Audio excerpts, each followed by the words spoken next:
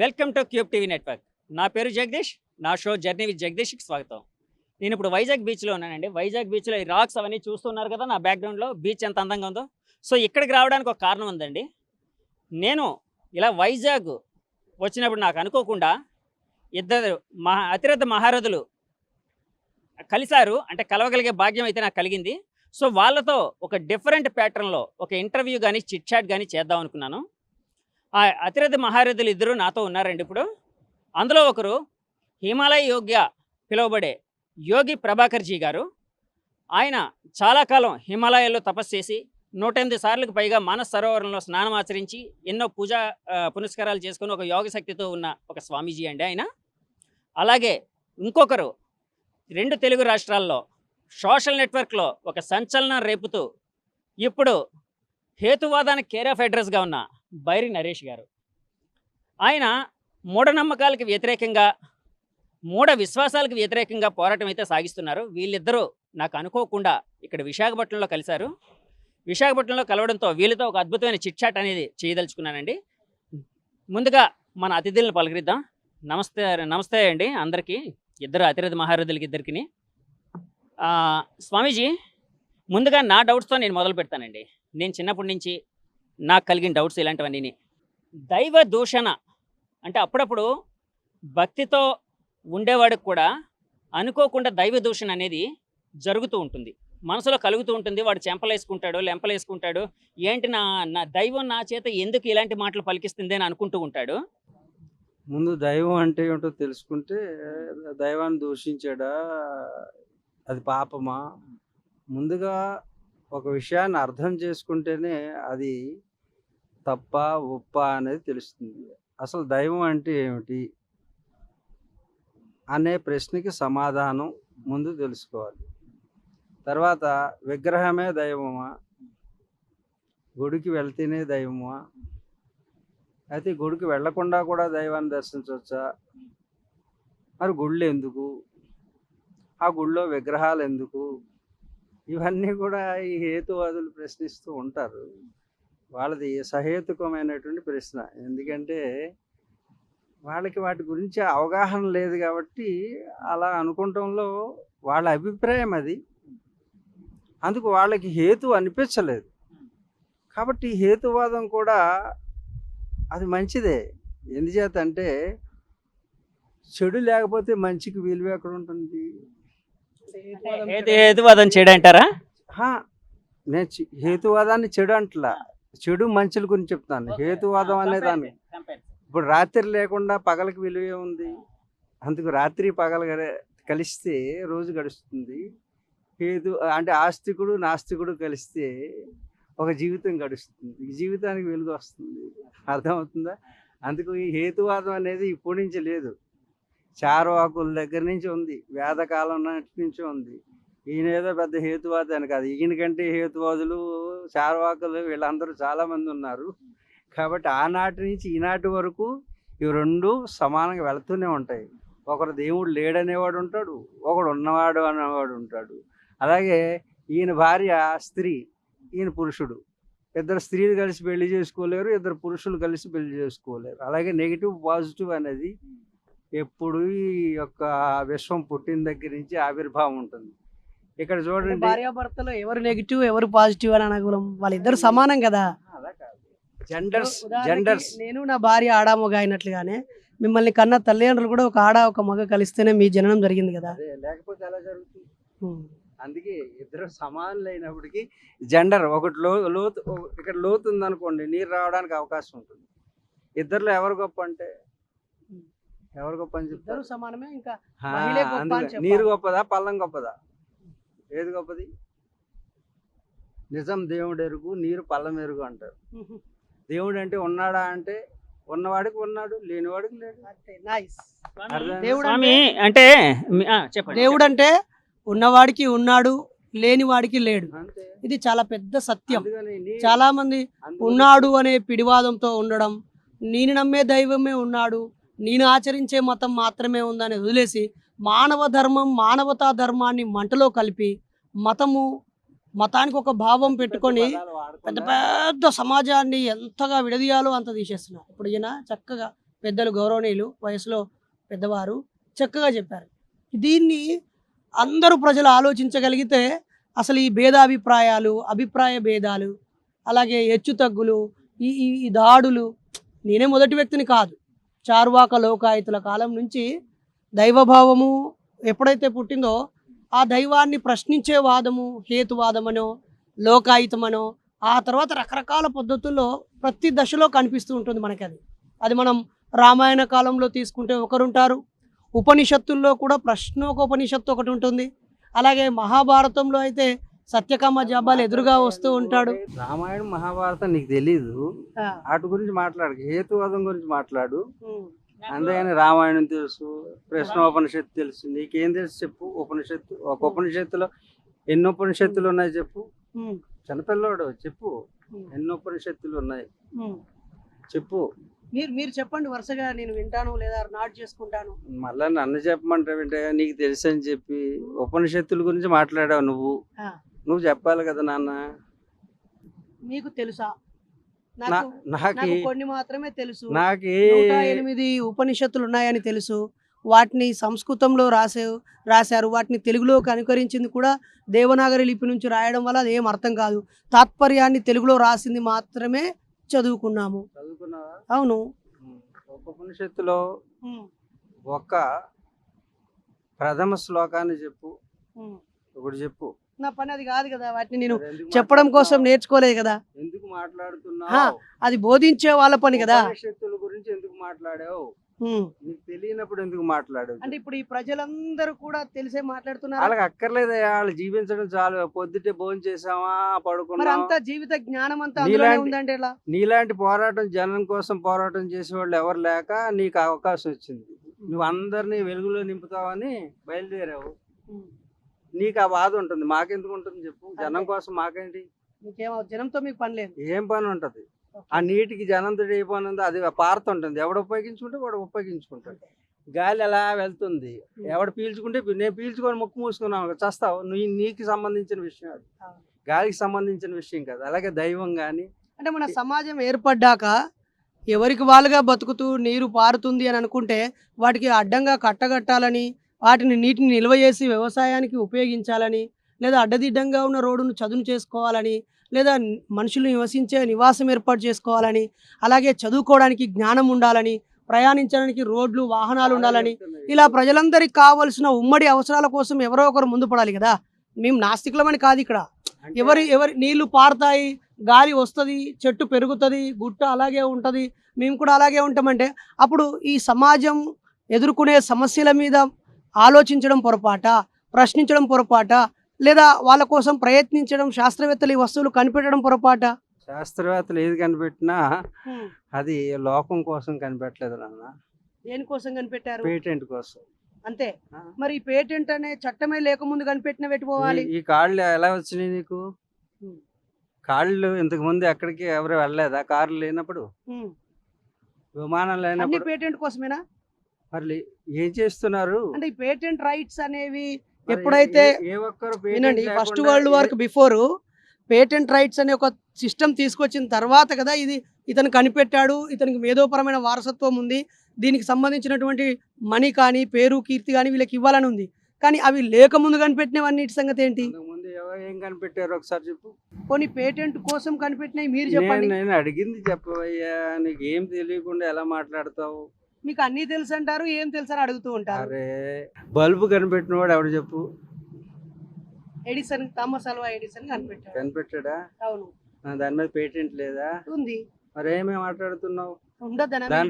దాని రాయల్టీ ఎవరికి వస్తుంది? ఉండొద్దనా? అరే లాభం అయ్యి, అది వ్యాపారం. నువ్వు ఇది వ్యాపారం అంటున్నావు. జేమ్స్ వాట్ స్ట్రీమ్ ఇంజిన్ కనిపెట్టాడు, ఆయనకు పేటెంట్ రైట్ వెళ్తుంది. అలాగే రైట్ సోదరులు విమానం కనిపెట్టారు. నాకు అర్థమైంది ఏంటి అంటే, ఇప్పుడు ఆయన చెప్తుంది నిజమే, మీరు చెప్తుంది నిజమే. అంటే ఆయన పద్ధతిలో చెప్తున్నారు, మీరు మీ పద్ధతిలో చెప్తున్నారు. ఆయన ఏమంటారు, కనిపెట్టే టైంలో వాళ్ళు ఒక స్వార్థం, వ్యక్తిగత స్వార్థం అయ్యి ఉండొచ్చు. మేబీ ఒక ఆయన అంటుంది తన ఆలోచనల్లో కలిగిన ఒక గొప్ప ఆలోచన అయి ఉండాలి, లేదా సమాజంలోని శ్రమని తగ్గించడం అయి ఉండాలి, కష్టజీవుల కష్టాన్ని తగ్గించడం అయి ఉండాలి. ఒక రైతు దున్నుతున్నప్పుడు, నాగలి దున్నుతున్నప్పుడు ట్రాక్టర్ కనిపెట్టాడు. కనిపెట్టిన వాడు అవసరమేనా? ఒక మల్లేశం అనే ఆయన అచ్చు యంత్రాన్ని కనిపెట్టాడు, necessity is the need of my invention అని అన్నారు. సైకిల్ కనిపెట్టాడు, ఒక వాటర్ మ్యాన్ పెన్ను కనిపెట్టాడు. అది అతని అవసరం మాత్రమే ఉండదు, సమాజ అవసరం కూడా ఉంటది కదా. Necessity is the mother of invention అని ముందే చెప్పారు కదండి. అలాగా అంటే పేటెంట్ రైట్ ఈజ్ ఇక్కడ మనము దానికి మదర్ ఆఫ్ ఇన్వెన్షన్ అన్నట్టుగా మాట్లాడారు అనేది నా అభిప్రాయం.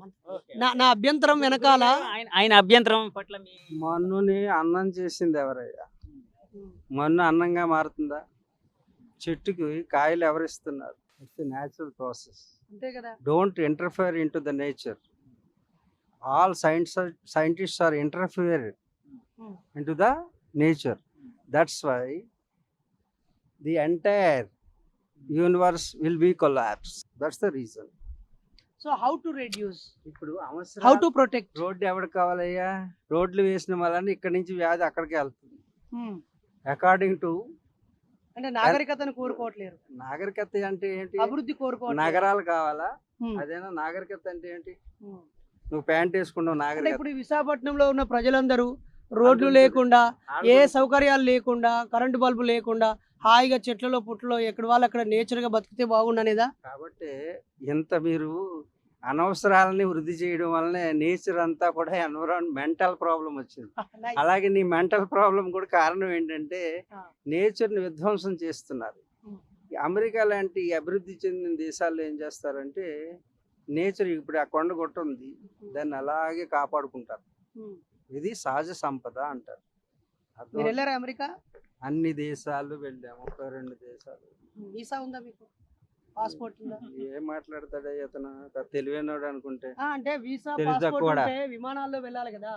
అలా వెళ్ళాలంటే నాకు ఏది వద్దు అని ఎందుకు వెళ్ళకూడదు? నేను పాదయాత్రలోనూ అమెరికాకి వెళ్ళారా? లక్షల కిలోమీటర్లు తిరిగాను, వేలు కూడా. నువ్వు వస్తావన్నా కూడా చిన్నప్పుడు 60 సంవత్సరాలు, అలా లక్షలు కాకుండా 60 కిలోమీటర్లు వెళ్ళినా. అంటే నువ్వు వెళ్ళాలంటే లక్షలు అవుతుంది. నేను వెళ్ళే షార్ట్ కట్ రూట్లు విమానం వెళ్తే 1,00,000 కిలోమీటర్ ఎట్లా కౌంట్ చేసుకుంటారు? అదే మరి దాని వైశాల్యం ఎంత ఉందో దాన్ని చెప్తారు. ఇక్కడ నుంచి బాంబే ఎన్ని కిలోమీటర్లు ఉంది మీరు చెప్పండి. అదే నేను అండర్ గ్రౌండ్ లోంచి వెళ్తే, నా సీక్రెట్ మార్గంలో వెళ్తే అక్కడికి వెళ్తారు, భూమి లోపలికి వెళ్ళి. నాకు కూడా రా, నీకు దమ్ము ఉంటే. నాకు దమ్ము దగ్గు దమ్ము అంటే ఏంటంటే, దమ్ము అంటే ఏంటి తెలుసా? ఏళ్ళు అనుకునే దమ్ము కాదు, ఈ టీవీలో చెప్పుకునే దమ్ము. దమ్ము అంటే శ్వాస. అంటే శ్వాస ఎంత ఉందో. మీరు ఎన్నిసార్లు వెళ్ళొచ్చారు ముంబైకి భూమి లోపలికి వెళ్ళి? ఓం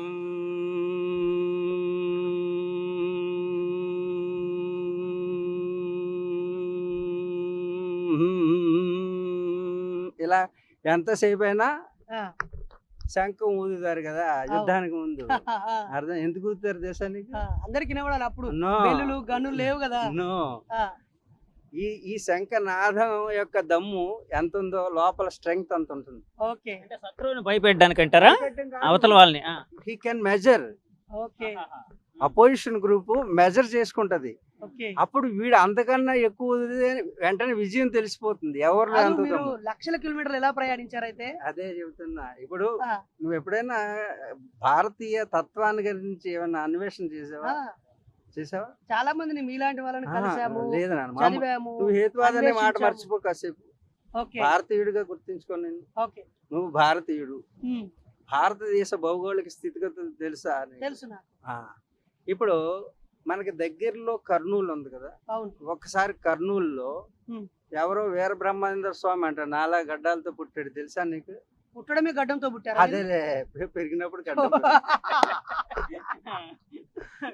ఈ జుట్టు ఇది గడ్డం ఒరిజినలా? అరే బాప్రే, నీకు పెరగదు అస్సలే, ఎందుకంటే నువ్వు హేతువాది కాబట్టి పెరగదు. అంటే నేను బ్లేడ్ తో షేవ్ చేసుకుంటా. నీకు పెరగదనా? నీకు 10 సంవత్సరాలు టైం ఇస్తున్నాను ఈ గడ్డం. నాకెందుకు? అది మా పిల్లలు చెండాలకుండా అంటారు, మా భార్య ముద్దు పెట్టదు, అన్నం తినేప్పుడు ఎంటిక లోపల అన్నంలో లోపలికి వెళ్ళిపోతుంది. ఈ జుట్టు అడ్డు వస్తుంది, తీసే. నాకు ఏది అడ్డమో అది తీసేసుకుంటా. అడ్డం వస్తుంది, ఇంకా బాగా పొడుగుంటే పీకేసుకోండి, కట్ చేసుకున్నా కదా. నీకంటే అడ్డు కాదు. మీరు కూడా ఈ పైరే కట్ చేశారు కదా. ఏం కట్ చేయండి, ఈ మీసాలు కట్ చేసినా నీకు లేనప్పుడు కాదు, నీకు రావయ్యా. కట్ చేశారు, నీకు రావు, కారణం చెప్పు. మరి మీరు తెల్ల జుట్టుకి నల్ల రంగు ఎందుకు వేసుకున్నారు? ఏం చదువుకున్నావు? పిహెచ్డి చేశాను. పిహెచ్డి అంటే ఏంటి? డాక్టరేట్. డాక్టర్ అంటే ఏంటి మీకు తెలుసా తెలీదా? తెలీదు, అడుగుతున్నా. ఓకే. నేను 3 మాస్టర్ డిగ్రీస్ చేశాను, 3 డిప్లొమా డిగ్రీస్ చేశాను, ఒక టీచర్ ట్రైనింగ్ బిఎడ్ చేశాను, అలాగే పిహెచ్డి చేశాను, ఇప్పుడు లా చేస్తున్నాను. అదే పిహెచ్డి అంటే ఏమిటి? మీకు ఇక తెలియనప్పుడు చెప్పడం ఎందుకు? అరే ఇప్పుడు తెలుసుకున్నాను కదా, నువ్వు చెప్తున్నావు కదా నాకు ఇది చేశానని. డాక్టర్ ఆఫ్ ఫిలాసఫీ అంటారు. ఫిలాసఫీ అంటే ఏంటి? తత్వము. తత్వం అంటే ఏంటి? ఒక పరిశోధించే ఒక అంశం మీద లోతైన అధ్యయనం. తత్వం అంటే అది కాదు. తత్వం అనే తెలుగు పదానికి అర్థం ఏమిటి అంటున్నాను. చెప్పు. గుణం అని కూడా కొంతమంది అంటుంటారు. అయ్యో చదువుకున్న పిహెచ్డి చేశారు. పోనీ మీరేం చదువుకున్నారు? దాని నుంచి వస్తుంది భారతీయత. అంటే మరి అమెరికాలో చేసిన పిహెచ్డి వాళ్ళకి తెలియక పాపం హేతువాదం ఇది అమెరికాలో చేసిన అంటున్నాడు. పిహెచ్డి వాళ్ళని కూడా డాక్టర్ ఆఫ్ ఫిలాసఫీ అంటారు కదా, అక్కడ భారతీయత ఉంటదా? ఆల్తి ఈత ఉంటుంది, ఇక్కడ ఈత ఉంటుంది. అర్థమైందా? అంటే ఇది తత్వం. తీయతే తత్వం తప్ప కాదు నాన్న. భారతీయత దైవత్వం అమెరికీయత కాదు, మంచి subject రష్యా చెప్పారు. తీయత, జర్మనీ తీయతలు ఉండవు. తత్వం కోసం మాట్లాడదామండి, తత్వం కోసం మాట్లాడదాం. అది దాని నుంచే పుడుతుంది మొత్తం అంత విశ్వం అంతా. పోనీ మీరేం చదువుకున్నారు చెప్పండి. ఇతను స్వామీజీ. చదివింది తత్వశాస్త్రం, నాకు ఎంత ఇష్టమైనటువంటి శాస్త్రం. మీరేం అందుగురించి చదువుకున్నారు? ఈయన దాంట్లో డాక్టరేట్ అంటే ఆయన డిఆర్ అనే అక్షరాలు పక్కన పెట్టుకున్నాడు. ముందు తత్వం ఆయన తెలుసుకున్నాడు కదా, తెలుసుకున్నది ఏంటో అడుగు. తత్వం అంటే ఏమిటి? భారతీయ తత్వం అడుగుతున్నారా లేకపోతే?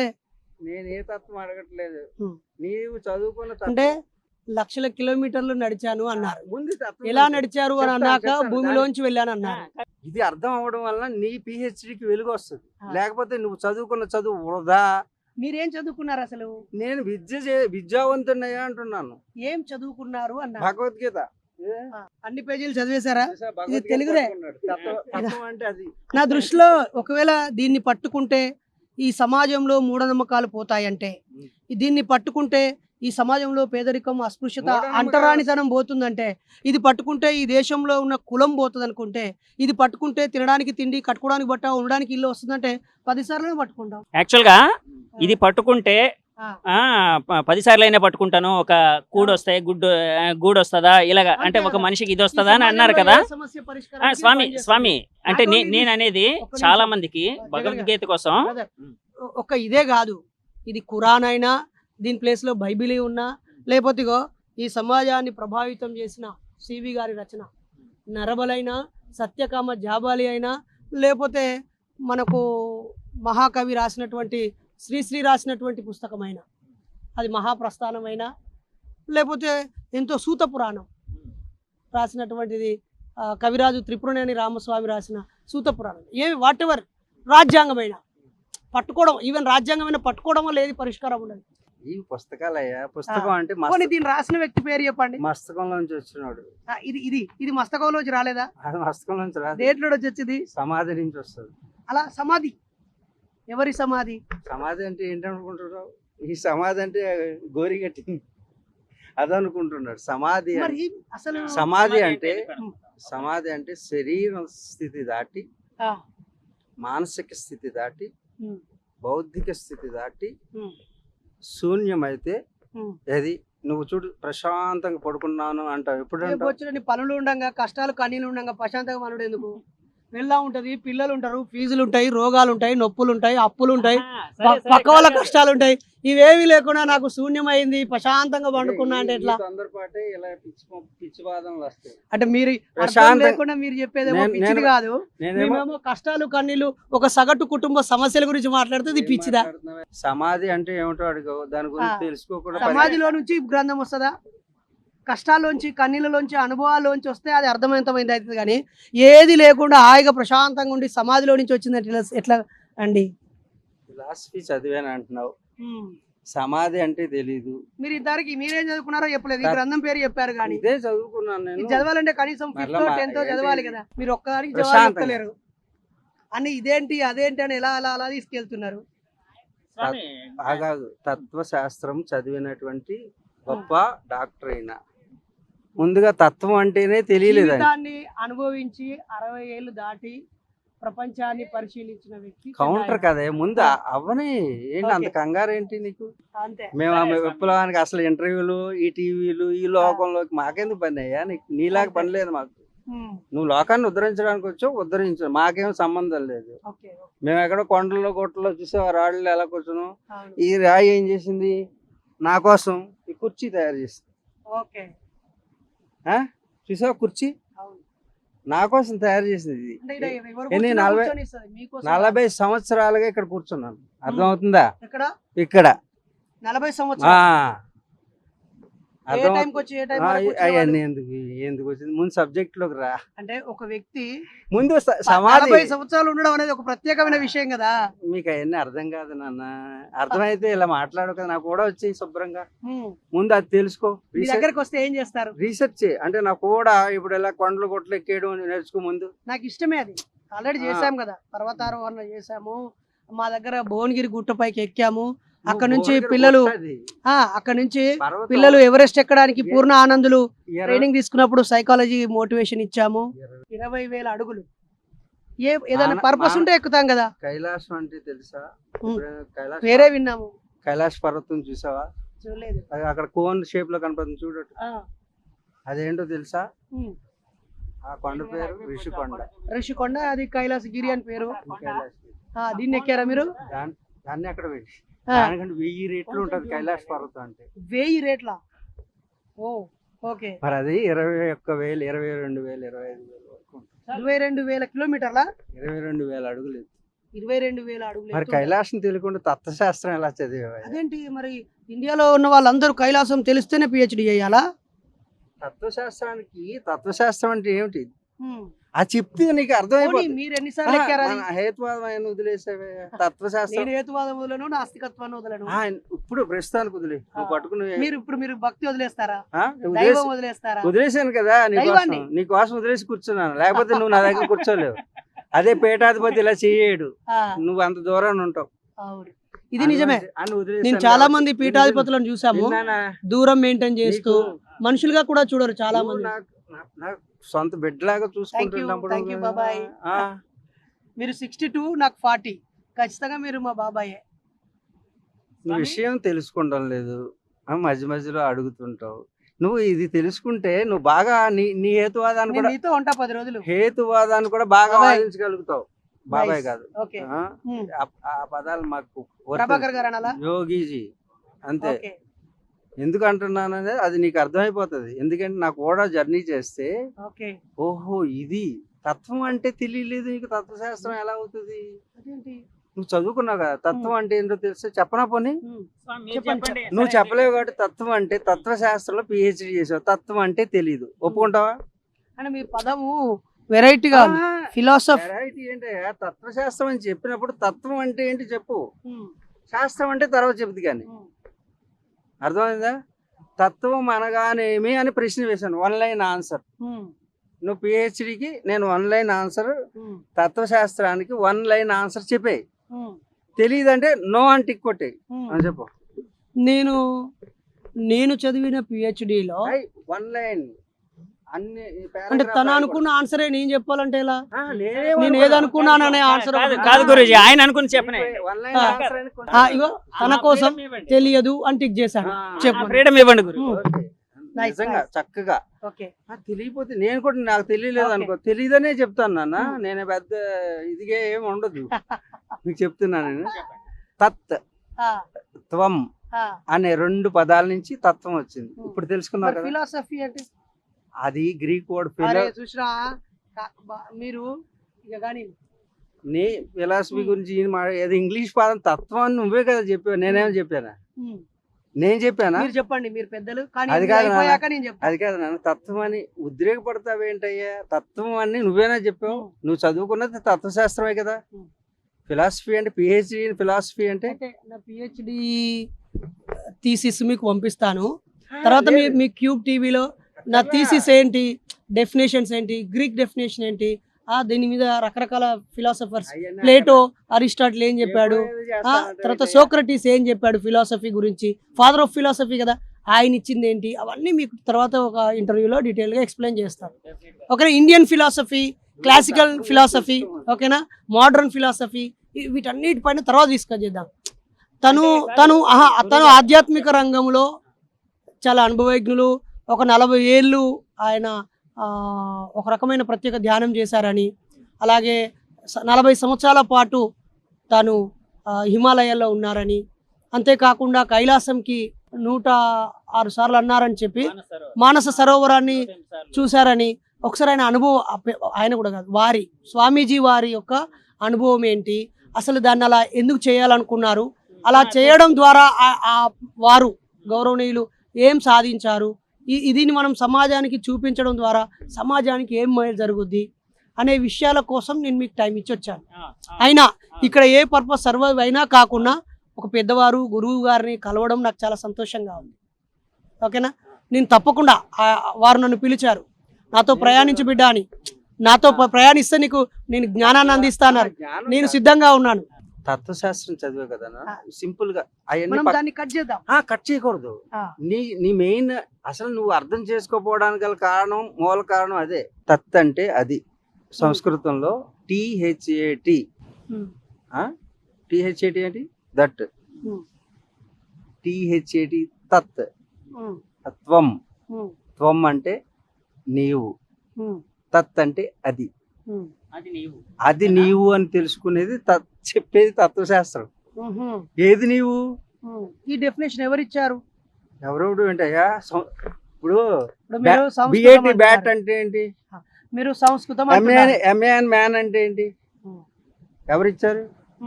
APPLE యాపిల్ అంటే ఏంటి? యాపిల్ అంటే ఏంటి? MAN మ్యాన్ అంటే ఏంటి? ఎవరిచ్చారని అడిగితే భాషలో దానికి అర్థం అది. తత్ అనేది సంస్కృతంలో తత్, త్వం. తత్ త్వం, అది నీవు. తత్ అంటే అది, త్వం అంటే నీవు. అర్థమైందా? నువ్వు సంస్కృత శ్లోకం చెప్పి ఇంగ్లీష్ పదాన్ని సగం ముక్కలు చేసి దీన్ని దాన్ని కలిపి అర్థమైందా అంటే నాకేట అర్థమైంది? పోనీ నేను PhD చేసిన నాకే అర్థం కాలేదు సార్, నా PhD పక్కన పెడదాం, అది పక్కన పెడదాం, అది ఒక్క లైన్ లో చెప్పుదాం. కామన్ పీపుల్ కి ఎట్లా తెలవాలి ఈ ముచ్చట? అరే కూలీ నాలి చేసుకునేటోడు ఉంటాడు, మధ్యలో చదువు ఆపేసినోడు ఉంటాడు. ఇవ్వకుండా మరి ఎట్లా? నువ్వు చదువుకున్నావు కదా, తత్వం అంటే ఇదని చెప్పావు ఎప్పుడైనా? నువ్వు చదువుకున్నావు కదా, నువ్వు తత్వాన్ని చదివావు. తత్వం అంటే ఇదని ఎవరికైనా ఎడ్యుకేట్ చేసావా ఈ సమాజంలో? ఎందుకు చేయలేదు? నీకే తెలీదు. అరే నువ్వు అడిగేది మీరు అడిగేది ఎట్లుంది తెలుసా? ఇది మీకు తెలియదు కాబట్టి ఇక మీరు ఏం చెప్పలేదు అన్న భ్రమలోకి వెళ్ళిపోతున్నారు. నువ్వు మానసికంగా స్థిరంగా ఉండు. మీరున్నారా స్థిరంగా? మనం తత్వం గురించి మాట్లాడుకుంటాం. మీరు స్థిర స్థాయికి చేరుకున్నారా? సమాధి స్థాయికి చేరుకున్నారా మానసికంగా? ఇప్పుడు నేను మాట్లాడేది ఏంటి?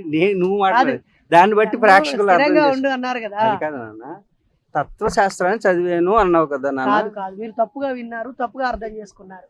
ఇదేంటిది అయ్యా? PhD అనేది ఒక అడ్మినిస్ట్రేషన్ లో, ప్రభుత్వ పాలనా శాస్త్రంలో నేను చదివింది ఏంటి నాన్న? అది ఆ చదువుకున్న పేరు కాదు, ఆ చదువుకున్న పేరు అది డాక్టర్ ఆఫ్ ఫిలాసఫీ అంటారు. అది ఒక అవార్డు, అది ఆ సర్టిఫికెట్ అన్నమాట. దాన్ని మీరు ఇది చదివారా? ఇప్పుడు మైక్రోబయాలజీలో ఒక ఆయన PhD చేశాడు, ఆగాగు, సూక్ష్మ జీవ శాస్త్రం కదా. ఆయన ఆయన ఆయన ఇంగ్లీష్ లో చేశాడు ఒక వ్యక్తి, సాంస్క్రిట్ లో చేశాడు ఒక వ్యక్తి, మ్యాథ్స్ లో చేశాడు. మ్యాథ్స్ లో చేసిన వాడు ఏ పరిశోధన చేశాడు? కంప్యూటర్ నాలెడ్జ్ మీద చేశాడు. అతను PhD చేస్తే అతనికి తత్వం అవసరమా? తత్వం అంటే ఏంటంటే, తత్ అంటే సంస్కృతంలో పదం, అది త్వం అంటే మీరు చెప్పింది ఆయన యాక్సెప్ట్ చేయట్లేదు. అంతే కదా. ఆయన ఎవడండి యాక్సెప్ట్ చేయడానికి? మ్యాన్ అంటే మనిషి కాదు. అలా కాదు స్వామి, అలా కాదు గురూజీ. ఆయనకి అది కాదు. మ్యాన్ అంటే మనిషి కాదు, జంతువు అని చెప్పగలడా? చెప్పలేడు. మరి అదేంటి నేను యాక్సెప్ట్ చేయనంటే? అదే సోక్రటీస్ చెప్పాడు, man is an intelligent animal అని. ఓకేనా? ఈ జంతు జాతుల్లో తెలివైన జంతువు మనిషి అని చెప్పాడు. చెట్టు అంటానే. జగదీష్ చంద్రబోస్ గారు మొక్కలకు కూడా ప్రాణం ఉందని చెప్పాడు. మనిషి అంటే ట్రీ అంటే మనిషి అని చెప్పమంటావా నువ్వు చదువుకున్న తర్వాత? చదువుకోక ముందు అంటే కాకరకాయ అన్నాడు, నీళ్ళు అన్నాడు, కీకరకాయ అన్నాడు. ఇవి రెండు అయితే మీకు తెలుసు కదా. మరి మీరు కీకరకాయ అంటారా, కాకరకాయ అంటారా? నువ్వేమంటున్నావు అంటే నేను కీకరకాయ అంటున్నాను. నేను చదువుకున్నాను జగదీష్ గారు, నేను చదువుకున్నాను, కీకరకాయ అంటున్నాను. ఆయన చదువుకున్న వారైతే ఆయన ఏమంటారు? ఆయన ఏం చదువుకున్నారు? కాకరకాయ అంటాను, కాకరకాయని. మనిషిని మనిషి అంటారు. ఇక్కడ వ్యూవర్స్ గా నేను చెప్పదలుచుకుంది ఏంటంటే, ఇది యాక్చువల్గా ఇది ఒక సంవాదం అయితే కాదు, కానీ ఒక వాళ్ళ అభిప్రాయాల ఎక్స్చేంజ్. అందులో మీకు నచ్చింది మీరు ఏదో తీసుకుంటారు, అది వేరే విషయం. వాళ్ళు time waste అనుకుంటారు. లేదు లేదు లేదు అలా అనుకోండి. ఎందుకంటే ఆయన వీరేమో డాక్టరేట్ ఇన్ ప్రశాంతంగా ఫిలాసఫీ, కూర్చునేవారు ఆయన. సరే, ఆయన. ఆయన డాక్టరేట్ కూర్చుని ఇన్ చెప్తా ఉంటారు ఒక చిన్న వాక్యం పట్టుకొని, దానికి ఎక్కడో ధాతు వాళ్ళు చదివిన ఈ గ్రంథాలలో ఏదో, వీళ్ళైనా యేసు ప్రభువులైనా ఇంకెవరైనా ఒక లైన్ తీస్తారు, ఇక ఇది ఇక్కడ ఉంది ఇది ఇక్కడ ఉంది ఆల్రెడీ అన్ని చెప్పినే అంటారు.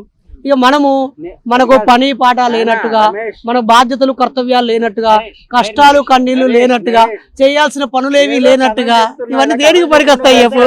ఎర్రి జనం వింటున్నారు కాబట్టి నువ్వు చెప్తున్నావు, ఏవో మాటలు చెప్తున్నావు. నువ్వు చదువుకున్నది మీరు తత్వశాస్త్రం, ఏమంటున్నారు? అసలు ఏం చెప్పక్కర్లేదు అంటున్నారు. ఆయన చదువుకున్నది తత్వం అంటే ఏమిటి అని అడిగాను. తత్ అంటే సంస్కృత పదం, అది తత్వం అంటే అది, త్వం అంటే నీవు అంటే అదంటే విన్నావు అనుకో ఓపెన్ అయిపోతుంది. తత్ అంటే అది, ఏది అదంటే ఏది? ఇది కానిది ఏంటి, ఇది కానిది. నువ్వు ఎంత దూరం వెళ్ళి వీడి దేవుడు వాడు కాదు వీడి ఇది కాదు అన్నావు అనుకో, అక్కడికి వెళ్తే ఆయన తత్వశాస్త్రం చదివాడు, చక్కగా డిగ్రీ తీసుకున్నాడు, డాక్టరేట్. ఆయనకి ఫిలాసఫీ అనేది ఇంగ్లీష్ పదం, ఆయన పోని ఫిలాసఫీ అన్నాడు, దానికి తెలుగులో చెప్పబోయా అంటే తత్వశాస్త్రం చదువుకున్నా అన్నాడు. అది గనక ఆయనకి తెలిస్తే ఆ తత్వశాస్త్రం అంటే ఏంటో మొత్తం ఓపెన్ అవుతుంది విశ్వం అంతా దాంట్లోంచే. అది బీజం అన్నమాట. నువ్వు చెప్పింది నువ్వు చదువుకున్న శాస్త్రం ఎంత గొప్పదంటే మొత్తం విశ్వాన్ని అంతా ఆవిష్కరిస్తుంది తత్వశాస్త్రం. ఇంకేం అక్కర్లే, నువ్వు చదువుకున్నది అంత గొప్ప చదువు అని చెప్తున్నాను. అందుకు తత్ అంటే ఏంటంటే, తత్ అంటే అది, త్వం అంటే నీవు, ఏది నీవు అది, అదేంటంటే ఇది కానిది, ఈ శరీరం కానిది. ఈ శరీరం నీ భార్య కూడా నువ్వు లేకపోతే ఇప్పటి వరకు నువ్వు అనుకుంటున్నావు చూడు, ఈ నల్ల షర్టు ఇది వేసుకుని ఈ జుట్టు దీంతో, ఇది నువ్వు కాదు, ఇది ఓన్లీ శరీరం. దీంట్లో ఏదో పోతుంది, ఆ పోయిన తర్వాత నరేష్ పోయాడు అంటున్నారు.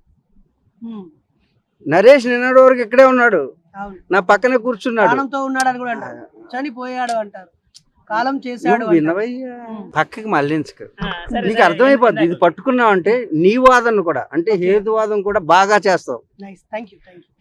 హేతువాదం అనేది ఏంటంటే చూడు, అజికి చిలుకుతాం కదా, ఈ తాడు ఇట్లా ఆగుతాం, ఈ తాడు ఇటు వెళ్తుంది, ఎవరు గొప్పవాళ్ళు అంటే అదే మజ్జిగ చిలికి వెన్న వస్తుంది, కింద లేనటువంటి దాన్ని బయటికి తీస్తుంది. అది తర్కశాస్త్రం అంటారు ఫిలాసఫీలో, తెలుసా? తర్కశాస్త్రం, లాజిక్. నువ్వు చదివిన దాంట్లో రెండో సబ్జెక్ట్ లాజిక్, అర్థమైందా? ఫిలాసఫీలో ఏమేమి సబ్జెక్టులు ఉంటాయో అన్నీ మాకు తెలుసు, అర్థమైందా? నేను వెస్టర్న్ ఫిలాసఫీ చదువుకున్నాను, అన్నీ నాకు తెలుసు. ప్లేటో గురించి తెలుసు, అరిస్టాటిల్. ఆగు, నువ్వు చదివింది ఏదో నీకు తెలియలేదు, నీకు తెలియలేదు నాన్న, తెలియలేదని ఒప్పుకోవాలి. ఎందుకంటే తత్వాన్ని విను, నువ్వు చదివింది మంచి చదువు, నిన్ను పాడు చేస్తుంది ఏది, ఆ తెలియనితనం.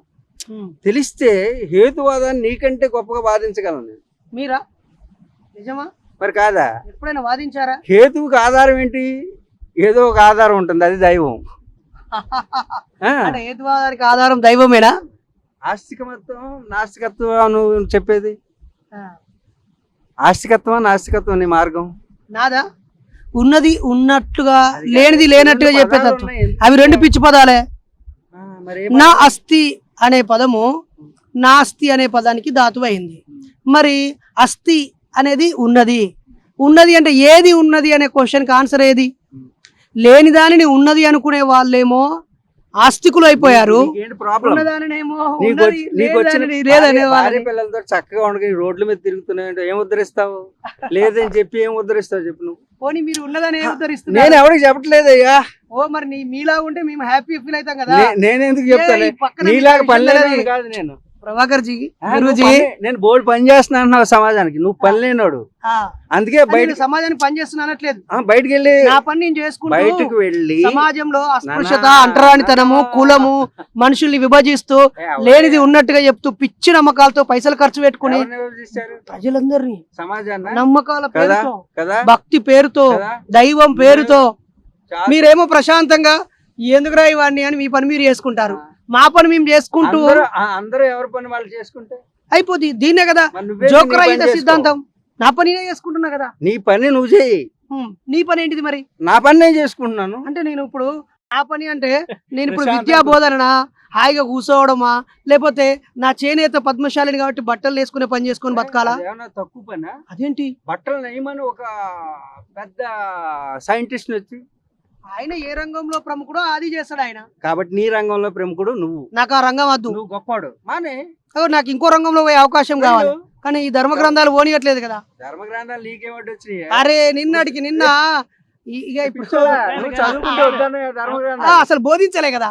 ఎవరన్నారు? ఇప్పుడు ఇక్కడ మనం ఈ వైజాగ్ సిటీలో పిహెచ్డి ఎలా చేసావు? ఏడా యూనివర్సిటీ వద్దా నిన్ను? ఎంతో మంది నిన్ను యూనివర్సిటీ వద్దా? వద్దంటది. ఎందుకంటది? అరే రోహిత్ వేములని ఎందుకు చంపింది? సెంట్రల్ యూనివర్సిటీలో రోహిత్ వేములని ఎందుకు చంపింది? బాలరాజు యాదవ్ ఎందుకు చచ్చిపోయిండు? అరే ప్రణయ్ చదువుకొని ఇచ్చింది అని అంటే ఈ రోజు యూనివర్సిటీలో పిహెచ్డీలు చేస్తూ కనీసం వైవా వరకు వెళ్లకుండా మధ్యలో పిహెచ్డీ ఎందుకు అయిపోతున్నాయి? దాని వెనకాల లేదా? ఈ లోకానికి నువ్వు మేలు చేస్తున్నావు, ఏదో అనుకుంటున్నావు, కానీ అది మేలు కాదు, అది నీకు కీడు చేసుకుంటున్నావు. ఎలా తెలుసా?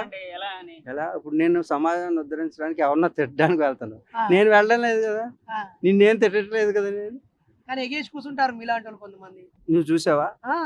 నన్ను చూసావా? నిన్ను చూడలేదు. మరి ఇంకోటి ఎవరి గురించో నా దగ్గర ఎందుకు మాట్లాడుతున్నావు? ఇంకెవరినో చూసి నన్ను ఎందుకు అనుకుంటాను? నీ గురించే మాట్లాడుతున్నాను నేను.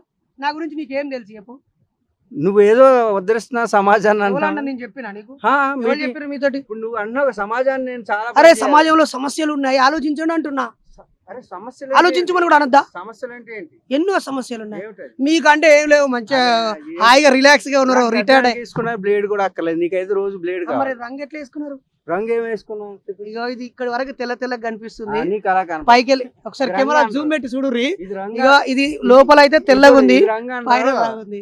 దీన్ని ఏంటి మాకు ఆకులు ఉంటాయి, మాకు వనమూలికలు. మీలాగా రంగులు వేసుకోవాల్సిన అవసరం లేదు మాకు. ప్రతి దానికి మాకు అన్ని వనమూలికలు ఉంటాయి, ఓషధులు అంటారు. ఔషధాలు, ఓషధులు, అర్థమైందా? నువ్వు కూడా గుంటకల్లి ఆకు వేసుకున్నావు అనుకో, నీకు నల్లగానే ఉంటది హాయిగా. అంతే. అది తెలియక అది నీ పనిలో నీకు సామర్థ్యం పెరగాలంటే దాని మీద పట్టు ఉండాలి. పట్టు. నీవు చదివిన తత్వశాస్త్రం నీకు అర్థం కాలేదు కాబట్టి నువ్వు బాగా వాదించరాపోతుంది.